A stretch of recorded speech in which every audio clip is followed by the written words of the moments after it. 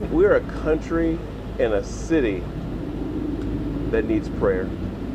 So I'm going to ask you all to join me also in praying for this city, that we can come together at a time like this, and that we can be there for one another the way we always have.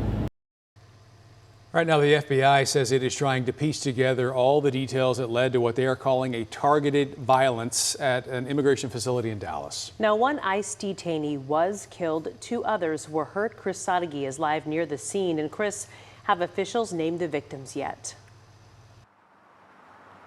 Kara, that's the information we are still waiting on this morning. Media from across the state and country are here, as well as the Department of Homeland Security officers with their armored vehicles still providing security outside the building. In the chaos of everything that was happening yesterday, there were pieces of information that were uncertain, but this morning we have a much better idea of how the attack played out, those who were shot, and also the shooter himself. Initially, an ICE spokesperson said that it was 2 ICE detainees that were killed. That number was corrected later in the day by Homeland Security, who confirmed 1 detainee died and 2 more were critically injured. The shooter was perched on the roof of an immigration attorney's office about 500 feet away and fired the bullets at the ICE facility. Some of those bullets hitting a transport van carrying those detainees. But we also obtained photos from inside the ICE building showing that the bullet holes from these shots that investigators say was a targeted attack against ICE. They say the shooter was shot and killed himself as the officers approached, but FBI Director Kash Patel posted this picture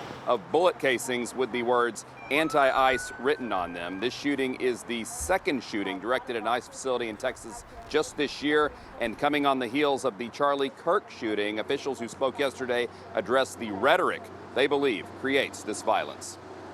The takeaway from all of this is that the rhetoric has to stop. It's dangerous, and people are losing their lives. This must stop.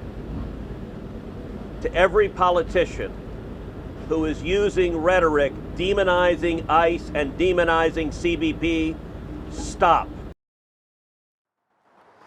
And today we will await an update and the identification of the detainee that was killed, those that were shot, and also any more information we get on the shooter. We've already learned quite a bit about him. We'll have more on him coming up in 30 minutes. Kara, back to you. Thank you, Chris. Well, this attack has sparked reaction from Democrats and Republicans, including President Donald Trump. On Truth Social, he wrote, "The brave men and women of ICE are just trying to do their jobs and remove the worst of the worst out of the country.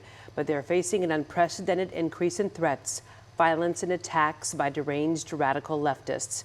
We need to point out investigators have yet to release a clear motive. We don't know much about the detainees' backgrounds either."